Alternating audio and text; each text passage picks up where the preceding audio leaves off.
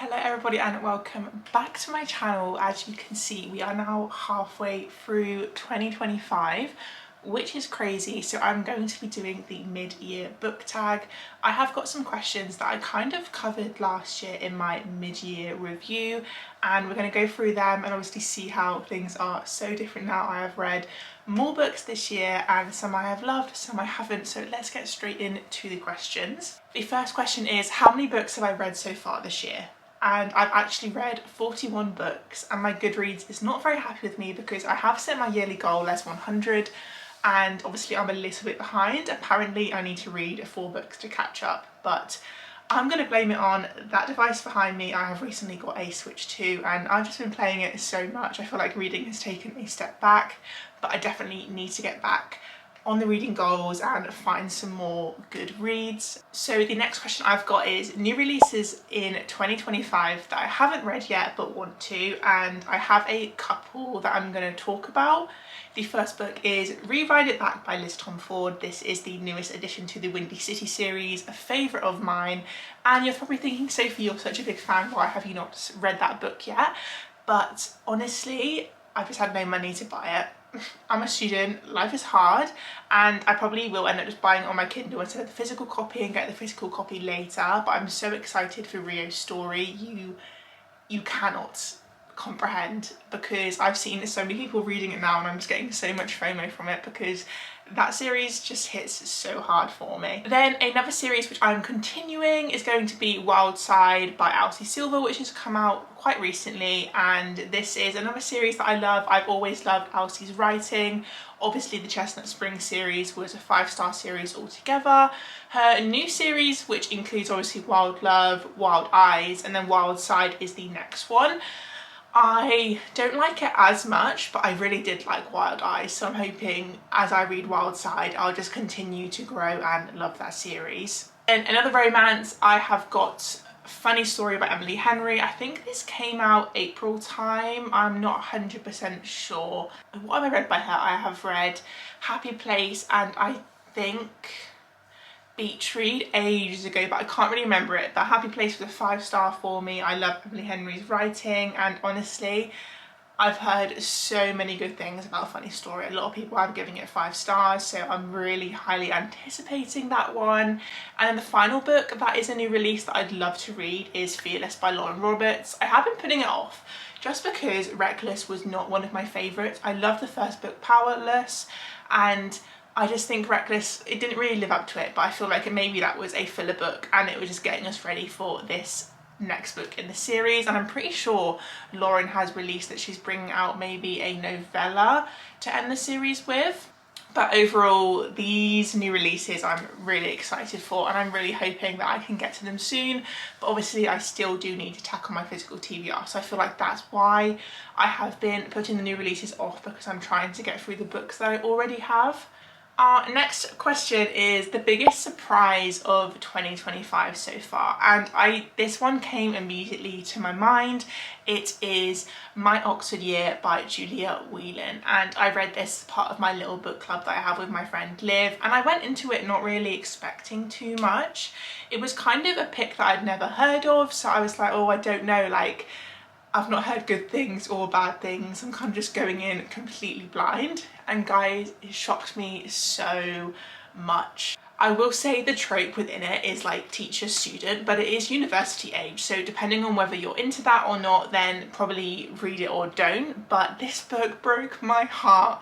I think that I probably cried for like 3 hours straight after it. I don't know why, it just touched me immensely. And I just wasn't expecting it to, so I always will pick this as my biggest surprise of 2025 for that reason. And yeah, it delves into such deeper themes that you don't really see coming, because I didn't even read the synopsis or anything going into it, and I think that was good.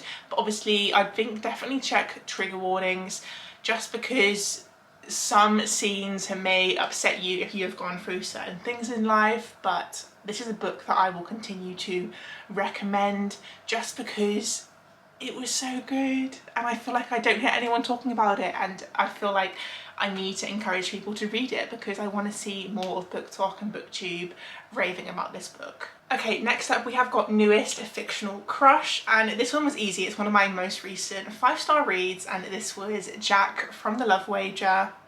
I adored him. He was so like witty and banterous that it just kept me so entertained, and I wasn't like 100% a fan of our female main character, so I really think that Jack made this book for me. And if you don't know, The Love Wager basically follows our main couple. They have a one-night stand and reconnect later on a dating app, and they kind of make this wager to see who can find love first, and they make a bet. Obviously whoever wins gets something from the other, and we kind of follow them going on these dates, and then them kind of coming together, talking about it and trying to find their soulmate. And it was so fun. Honestly, Lynn Painter, probably, is she like my top 3 favourite romance author ever? Yes. She's also written Better Than the Movies, Nothing Like the Movies, that kind of series. If you like those books, definitely pick this one up.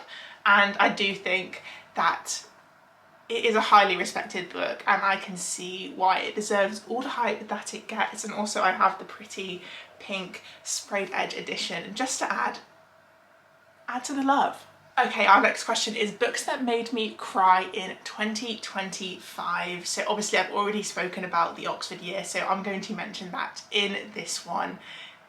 It was heartbreaking, okay? And I also feel like it's like happy tears, sad tears all the way through. But next up, I have got The Last Letter by Rebecca Yarrow. This is another book that made me cry this year. I do think getting me to become emotional and cry is a very rare occurrence. So I feel like it's very easy to pinpoint the books that made me feel those certain emotions. And honestly, I feel like the start of this book, I wasn't really into it that much. However, it just quickly broke my heart in the end. Honestly, if you haven't read it, please go pick it up. I'm not going to talk about the plot or anything, just because I feel like it is a book to go into not really knowing much, and I don't want to spoil any of these moments for you, but just know that trust in Rebecca Yarrow. Obviously she wrote the Fourth Wing Empyrean series, and that's a 5-star series for me, and this was so good. It wasn't a 5-star, I think I rated it 4 stars, but the emotions that this made me feel, especially the ending of the book,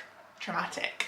Then another read that I want to touch on that made me cry, Magnolia Park's A Long Way Home. If you haven't seen, I have 2 reading vlogs on my channel where I go through the whole series spoiler free, so you can see my raw reactions. But honestly, the whole series as a whole is a really emotional one for me. I really do relate with Magnolia and kind of what she has been through in her relationship with BJ, and I feel like a lot of girls have been through this as well. It's like a universal experience at this point, which it shouldn't be. And it was just the ending, so sad, and then going into the rest of the series just made it so much more emotional, and oh my word, I can't even talk about it because it'll give the stuff away. If you read this series, you absolutely know what I'm talking about, and you need to go and read it because this is 5-star series for me, probably Roman Empire of this year. And yeah, this book was amazing. Now we're going to flip around to books that made me happy, because that's how we read, isn't it? To feel joy, but most of the time it really does rip our hearts apart. The first book that came to mind was actually Wisteria. This is the 3rd book in the Belladonna series by Adeline Grace. And this book just wrote about love in the best way possible, of writing about 2 characters falling in love in such a poetic and beautiful manner that I was utterly obsessed with this. I think I read the whole thing within like 24 hours. I read it on my Kindle, so I don't have the physical copy because I don't know if the paperback is out yet, but I was waiting for the paperback because I do have Belladonna and Foxglove in paperback version, so I was just waiting for that paperback release. But honestly, when I can, I'll be getting my hands on that to add to my trophy collection, because I think I originally rated it 4 stars, but I have bumped that up to like a 4.75 just because it really has stuck with me, and I constantly find my brain going back to that moment of reading it and reconnecting with those characters, and oh, so good, so good. Please read that series. Then another book that made me happy was Keeper of the Lost Cities, and this is by Shannon Messenger. This is the first book in quite a long series. I believe there is like 9 books within it, but this is a YA fantasy series following our main character, who finds out that she is an elf and has always had these telekinesis powers, so she can hear the thoughts of people around her. So she's then thrown into this world where she goes to like a magical school, she meets people just like her, and honestly this made me feel so much joy. I felt like I had gone back to that little girl who had watched Harry Potter for the first time.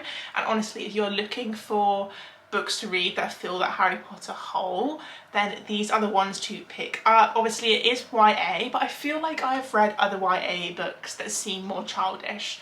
Like, this didn't feel like that in any way, and I was just entertained the whole time. I'm currently now on book 4 of the series, hoping to finish it ASAP, to be honest.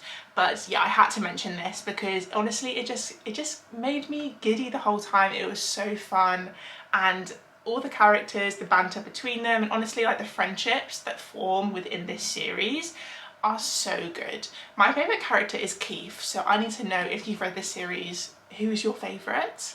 Then we have another book that I read on my Kindle that made me so happy. This was Practice Makes Perfect by Sarah Adams, and I read this in my ChatGPT chooses my reads for a week, and oh, I'm so thankful that it did, because it was my first Sarah Adams book and I was so obsessed. It wasn't a 5 stars, but honestly it was just so enjoyable and I loved it the whole time. It has got fake dating in, because our main character is very much introverted and she goes to this like muscly bodyguard who is going to help her learn how to date, how to flirt, all the relationship things which she is kind of struggling with.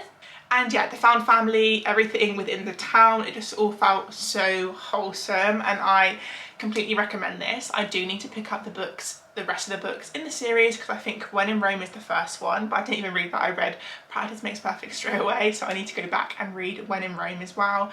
And I'll definitely be picking up more of Sarah Adams books, because it definitely surprised me how much I loved it, because I went into it kind of thinking, oh, is it going to be cheesy? I don't know why I had that feeling going into it, but it was so much more than that. And then obviously within this making me happy era, I had to mention The Love Wager again, just because 5 star, it gave me all the romantic feels. It was so fun, and yeah, I'm just going to touch on this very quickly, adding it into this category because it really does deserve to be there. Moving on to the most beautiful books that I've bought or received this year, and this was so easy. So this is a series that I was kindly given to me by my parents, and they got me the Ravenclaw special editions of the Harry Potter series.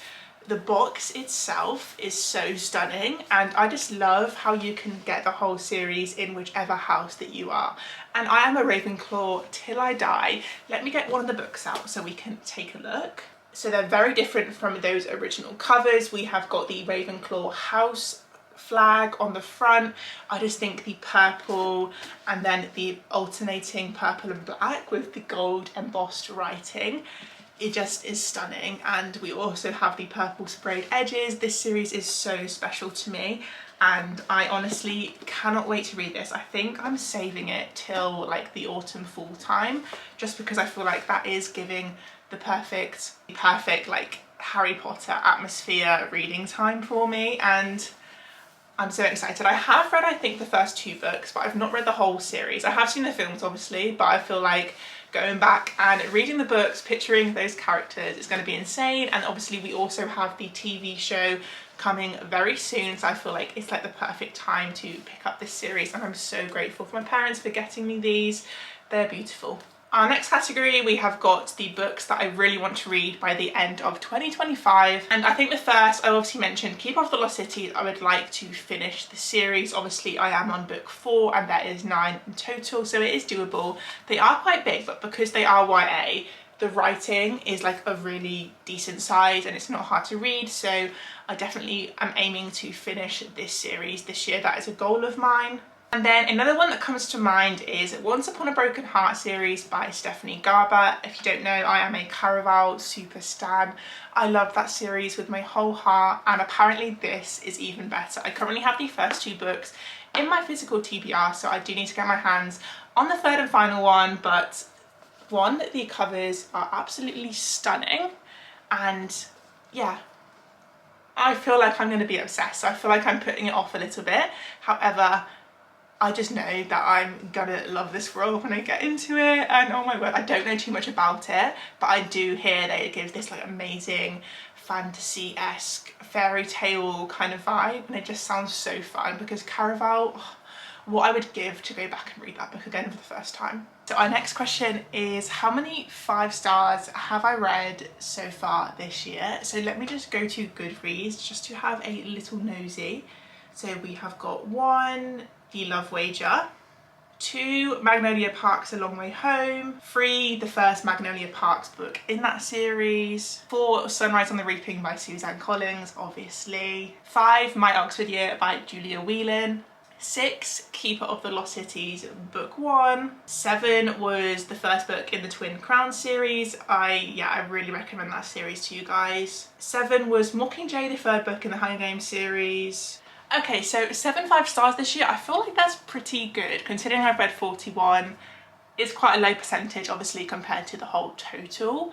However, I feel like this year I'm definitely trying to be more harsh on my ratings and definitely only give a book 5 stars if it really does kind of give all of the vibes that I'm looking for. So I think 7 is a very good number.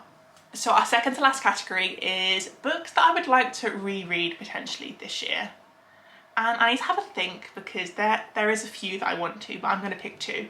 So I have gone with an obvious one. This is obviously Caraval by Stephanie Garber. I think I read it at the end of 2024, so I feel like maybe if I do a reread maybe later on in the year, I think it'll be really nice to delve back into this book. I don't know if I'll reread the whole series as a whole, but I'll definitely reread this one. And another one that I've chosen is Fourth Thing by Rebecca Yarros. So I read this in 2023, so it's been a while, and honestly I want to make a video going back and reading these 2 and maybe seeing if they are still both 5-star reads for me, because I'll be very intrigued, because honestly this one started off my reading journey and then this one I just fell in love with the whole world. So our final category is my 5-star predictions for the rest of 2025. So I did make a little list. So obviously Rewind It Back by Liz Tom Ford, I'm holding that book in high regards because I've adored the rest of the series, so it just wouldn't make sense if I didn't give that one 5 stars. And Liz Tom Ford, she never fails. Then Once Upon a Broken Heart, as I already mentioned, really think that that's going to be a 5-star series for me, and I'm just hoping that it is.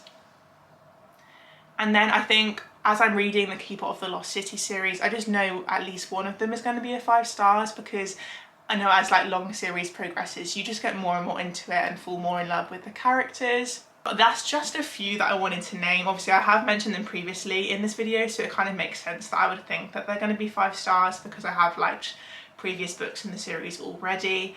But I feel like as a whole your goal as a reader is to find as many 5 stars as you can. So praying, honestly I hope that every book is a 5 stars, but I just know that's never the case. But thank you so much for listening to me yak about books for this mid-year book tag. If you are still here, please leave this emoji in the comments so I can thank you personally for sticking around. And if you're new here, don't forget to subscribe so you can see my face and my videos in the future. But I shall see you guys in the next one.